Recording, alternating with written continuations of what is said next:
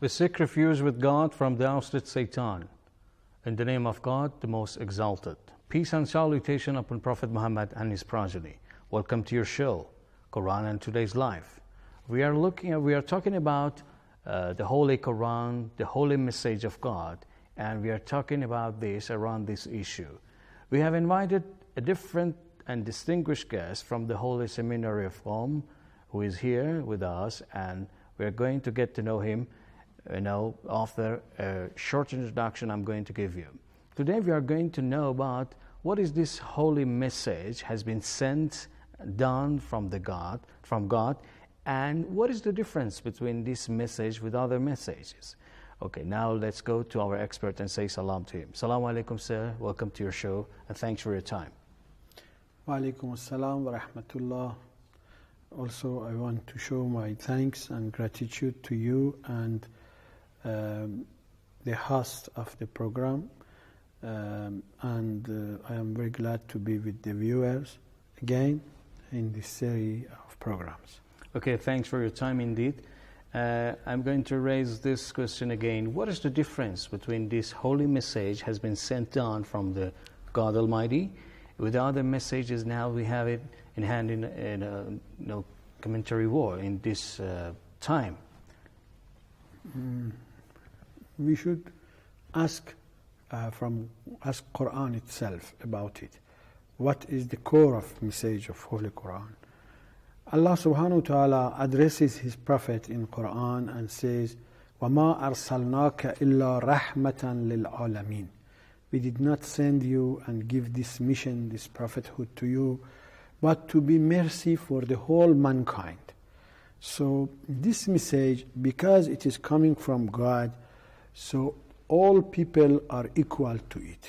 So if it is mercy, if it is love, if it is help and assistance and guidance, it is for the whole people of the world, not only for one race, one country, one, for example, class, or one, for example, group of people, one caste.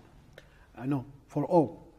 Like, for example, deprived people can take advantage of it. Also, governors can take advantage of it.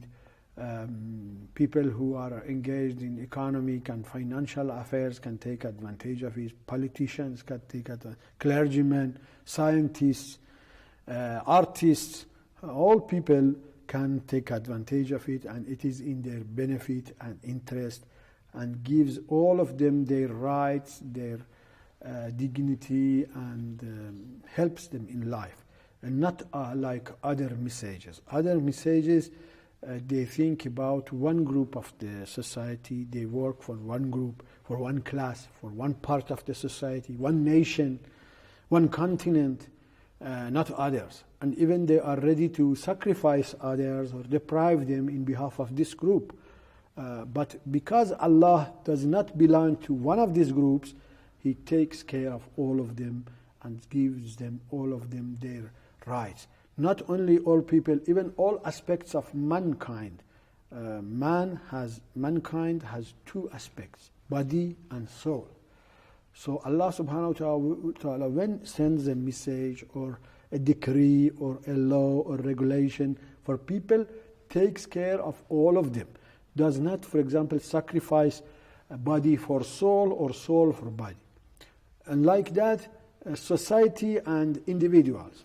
In other ideologies, in other dogmas and paradigms, you find they concentrate on one aspect or one side and neglect others or ignore others.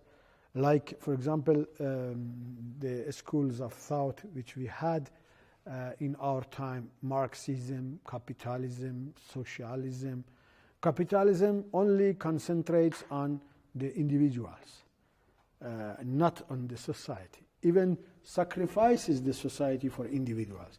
All people should suffer because some capitalists, some rich people want to enjoy life. All of them should serve this small group of the society which are owners of capital and money in capitalism, which is now dominant in the world. In other regime, which is, or other bloc, which is communism and Marxism, they only concentrate on the society and even sacrifice the individual for the society.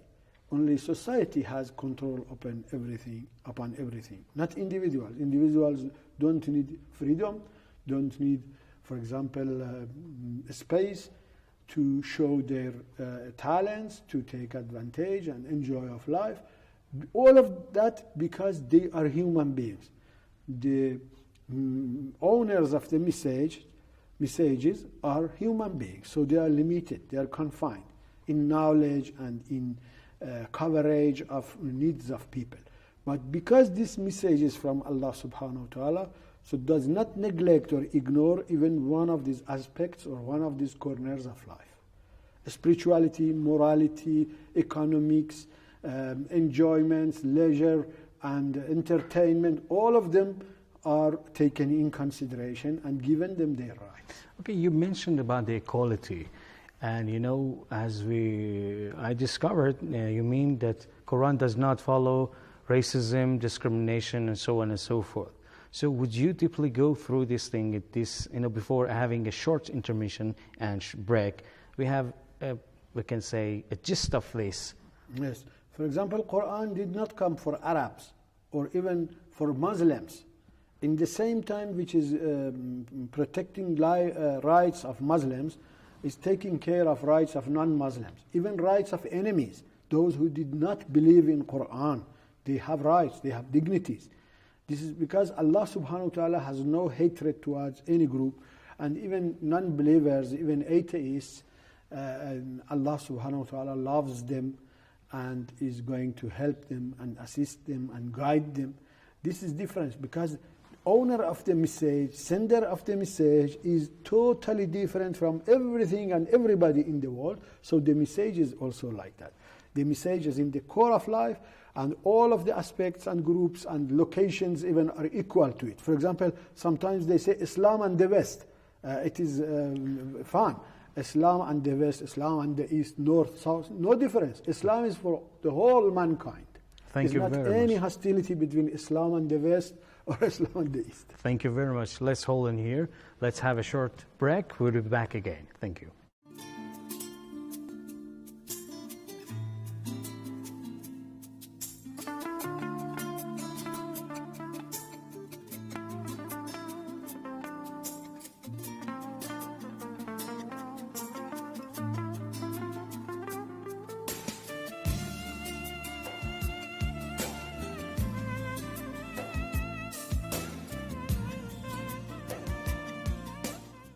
Okay, welcome back. Now we're back with our professor, Mr. Hujjatul Islam al-Muslimin Barati. We're talking about Quran and today's life.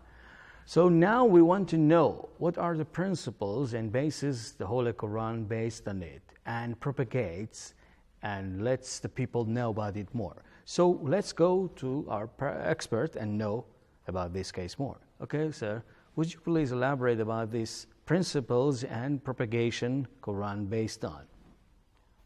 Yes, if we look at Quran and study Quran, we can easily discover these principles. For example, like this verse, أعوذ بالله من الشيطان الرجيم إن الله يأمر بالعدل والإحسان وإيتاء ذي القربى وينهى عن الفحشاء والمنكر والبغي يعظكم لعلكم تذكرون. Allah subhanahu wa ta'ala commands you to practice these three things: justice and good deeds to others, favoring others, and also giving to close relatives, helping them, assisting them financially. These are the principles which are general and essential in commandments of Allah subhanahu wa ta'ala in Holy Quran. And also there are some major things which Allah subhanahu wa ta'ala prevents us from them and makes us to avoid them. In the same verse they are explained. وَيَنْهَى prevents you, forbids for you, prohibits for you these three things. Al-fahsha wal-munkar wal-baghi. Al-fahsha is to do bad things which publicly they are against the ethics and morality. Evil deeds, you mean? Evil deeds. Evil deeds is better for translation of al-munkar, evil. But al-fahsha is to break the morality and spirituality, be aggressor to it. Okay. Do bad things in a way which even strikes the morality in the society, the public ethics and That's right. Morality in the society. First, breaking the public morality. Secondly, doing bad deeds. Thirdly, to be aggressor and violent to rights of others. Aggression in Islam is condemned, I mean, according to Holy Quran? Baghi. Okay. Baghi is to, for example, violate rights of others. Rights of others. So these three things are commanded, three things are prohibited in this verse, in this one verse. And then at the end of the verse, Allah subhanahu wa ta'ala says, Allah subhanahu wa ta'ala advises you. This is kind of advice, it's a kind of recommendation from Allah subhanahu wa ta'ala, and wants you to follow it. This is one of the verses that clearly you can find what are the principles, what are the foundations which Islam wants to establish in the society. And all of the laws and regulations should follow these principles. Okay, sir, you pointed to aggression. Mm-hmm. So is it this aggression against Muslims just or all the humankind? All For the example, humankind. if a Christian, we should not have a violation against him, we should For not... sure, even non-believers. Christians are the closest nation to Muslims. But Jews and others also are Abrahamic religions. They are closer to Muslims. Even those who don't have any ideology, any belief, any religion. Even those who are hostile to you, they have rights. And if you look at the treatise of rights by Imam Sajjad, alayhi salam, Zain al-Abidin, then you find that everybody, not everybody, even everything in the nature has right upon you. You should take care of right of that thing. Even the environment has right upon you. You know, in this modern system of law, human rights, at the beginning they did not include the right of nature upon mankind. Mm-hmm. So they only told human rights is rights of others upon you. But nowadays they consider, for example, rights of environment upon you. You cannot be aggressor to the nature, to the environment, because it is in another way interpreted and reflected on rights of others, because other people also should take advantage of this nature. And environment bioethical, is, you mean? yes, is for everybody, not only for people of this time and age and generation, even for coming generations. So you don't have right to be aggressor to it, to pollute it, to corrupt it, like seas, oceans, even air, even space, even the atmosphere, even forests, rivers, mountains. All of them should be kept clean, because it is rights of everybody and even coming people to take advantage of. You mean that Holy Quran has a special verse about this, that we have to keep the environment clean and should not... Really? For okay. sure. So another question comes to my mind. Is it the thing you told me is about just the school of thought of Shiism, or all the school of thought they have to follow? Do not have aggression against any human being or environment or against creature. Animals, against trees, against environment? No. Even our Sunni brothers believe in it, because they are so clear that everybody who has a little knowledge about Quran can refer to Quran, can read Quran and understand it. How about jurists and people who are skillful in Islamic law from all of the schools of thought and denominations? They accept it. But another question, why we see some people by the name of Islam, they have some aggression and violence against many people, Muslims and non-Muslims.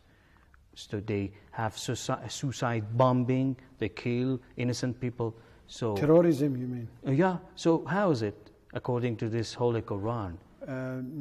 I can say that the reason of that could be divided in two parts. One part is from inside Ummah and nation of Islam, and one is from outside.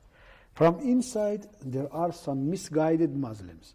They were even in the early times of Islam and in medieval times and recent times, modern times.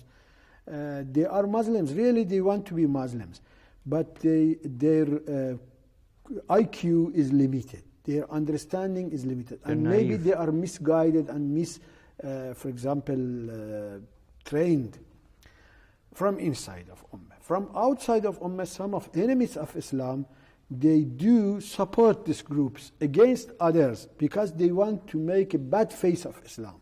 They want to tell people of the world that all Muslims are like that. For example, when 9/11 incident happened, some of the forces, which were anti-Islamic forces, Islamophobists, they tried to say that all of the Muslims are like these terrorists.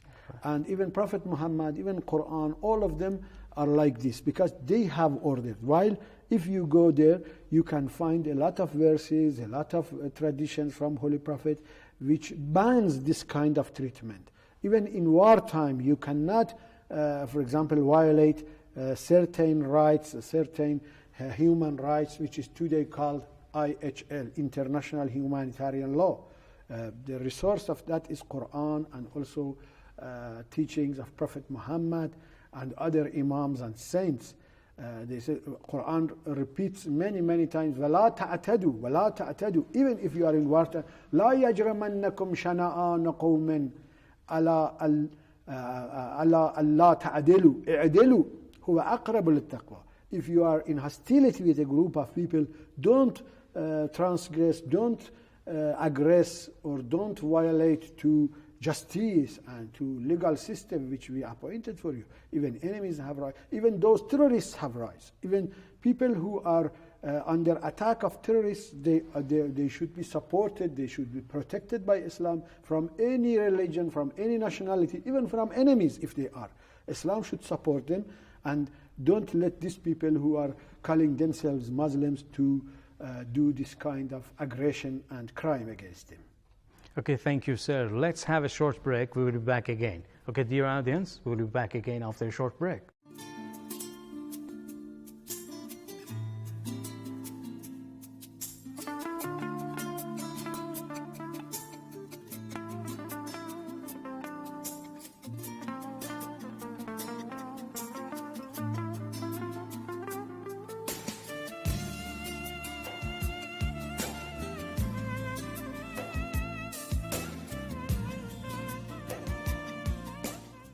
Okay, dear viewers, we're back and we are talking about Quran and today's life.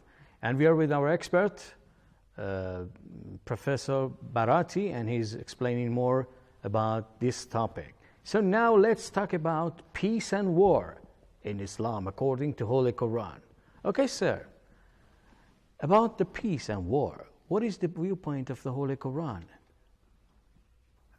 Also, this is an important question, and also FAQ, frequently asked question. So I like to tell you that peace is praised in Quran, always. Everywhere peace is mentioned in Quran, it is praised. And people are invited to come to peace. Muslims, non-Muslims, Prophet of Islam even is ordered to tend to peace. Different verses in Holy Quran you can find in this meaning. For example, Allah subhanahu wa ta'ala says to all of the faithful people, those who believe in Quran, يَا أَيُّهَا الَّذِينَ آمَنُوا أُدْخُلُوا فِي السِّلْمِ كَافَّةً وَلَا تَتَّبِعُوا خُطُوَاتِ الشَّيْطَانِ. O faithful people, O believers, come all of you to peace. Enter to peace and don't follow steps of Satan. What is the steps of Satan? War. Contradictory to peace. Because Allah subhanahu wa ta'ala invites you to peace, and Satan Lucifer invites you to war. So always sulh and peace is from Allah, and always war and conflict is steps of Satan. In this verse, this is an address to all of the faithful people. Another time, address to Holy Prophet of Islam, says, وَإِن جَنَحُوا لِلسِّلْمِ فَاجْنَحْ لَهَا وَتَوَكَّلْ عَلَى اللَّهِ. O Prophet, any time that enemies tended to peace, asked for peace, wanted the peace, accept. And also, you enter to the peace. Don't worry. Don't say, now if I accept the peace, maybe I lose the war, and later I cannot win the war because now it is my chance. It is my golden chance to attack on them. Later they understand and become aware and arm themselves, strengthen themselves. No. Tawakkal ala Allah. Depend on Allah subhanahu wa ta'ala. Allah who is able to make you win the war now, later also can do it. So this is the principle that any time enemies wanted the peace, immediately you should accept. Another address to Prophet. Another verse which is specifying and explaining nature of war and nature of peace. Allah subhanahu wa ta'ala says, الصلح خير وأحضرت الأنفس الشح. Peace is totally good, is prosperity, totally, without conditions, without limitations. We are pro-peace. We are loving peace. الصلح خير وأحضرت الأنفس الشح. But unfortunately, some of the souls are greedy. Greed does exist in the soul. So this is the cause of war. So it means that war is derived and created by a very bad attribute and qualification, which is greed. Greed makes war, and for example, justice, or for example, being just makes peace. So here is another verse. Everywhere that peace and war are mentioned, حتى تضع الحرب أوزارها, to the time that war leaves its burdens. So war has a lot of burden upon the society. So always mentions war with negative words and with condemnations, and always mentions peace by praising and good manners and good attributes. So this is the strategy of Holy Quran, that always wants peace. And even Prophet of Islam or other infallibles, which they are only people who are permitted to start a war or enter a war or command a war. Others cannot do that. Only they can. Even they cannot start a war without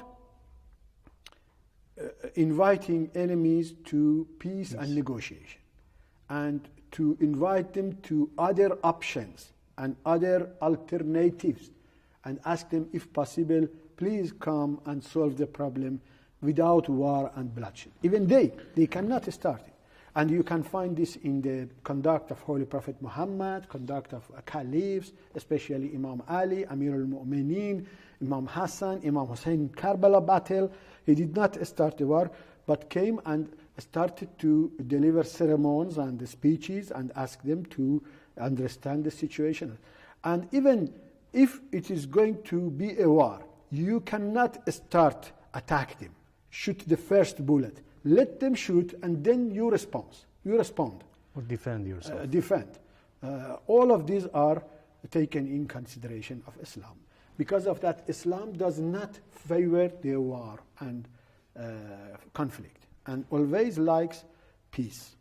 So you said the religion of Islam, according to Holy Quran, is a peaceful religion. Nowadays, you see in Middle East or some other countries, they are, spreading war against, Muslims or non-Muslims by the name of jihad. Would you elaborate and let us know what is jihad according to Holy Quran? Jihad is defense, in one word. And even in the time of Holy Prophet Muhammad, the permission for jihad, for war and defensive war, was not issued from Allah subhanahu wa ta'ala easily and rapidly and early. It was issued very late, 13 years of da'wah and call for Islam in Mecca was coincided with torture, pressure, persecution from non-Muslims, infidels. But every day they came to Prophet and explained for him what is going on and asked him to give them permission to react, to retaliate, to defend. He said, no, there is no permission from God revealed to me to this moment. After immigration to Medina, after several months, the first verse of jihad was revealed, and the rhetoric and accent of this verse shows also that the jihad in Islam is defensive. It says, أعوذ بالله من الشيطان الرجيم أذن للذين يقاتلون بأنهم ظلموا وأن الله على نصرهم لقدير. Now it is permitted for them. So it means they were expecting it since a long time ago, but Allah subhanahu wa ta'ala did not issue this permission. But now, this moment, finally it is issued. Actually, it is eventually it is issued, but in a kind of limitation, not out of this limitation. First of all, yuqatalun, because the enemies are attacking you, not you are those who want to attack enemies. Yuqatalun, they fight you, so you are fought. They fight against you, so they started. They are starters, beginners. First, right. بأنهم ظلموا, you are suppressed, you are aggressed, you are mistreated, you are treated unjustly. This is another reason. Without this reason also you cannot start. And وَأَنَّ اللَّهَ عَلَى نَصْرِهِمْ لَقَدِيرٌ. Allah wants to help you and support you and make you winners of the war, because you are right. You are righteous people. Your way and your ideas and deeds are true, are good, are humanistic. All of these reasons are collected and gathered and then made the reason for issuing the permission for jihad. Without one of them, even it is not possible to enter a war and fighting. Okay, thank you. We enjoyed a lot. It was very nice. I myself, I have benefited from this, and I hope our dear viewers and audience, they have got advantage from this program, and I hope they follow us in next episode of this program, and I wish you the best, and please keep us in your prayer. Till then, have a nice time.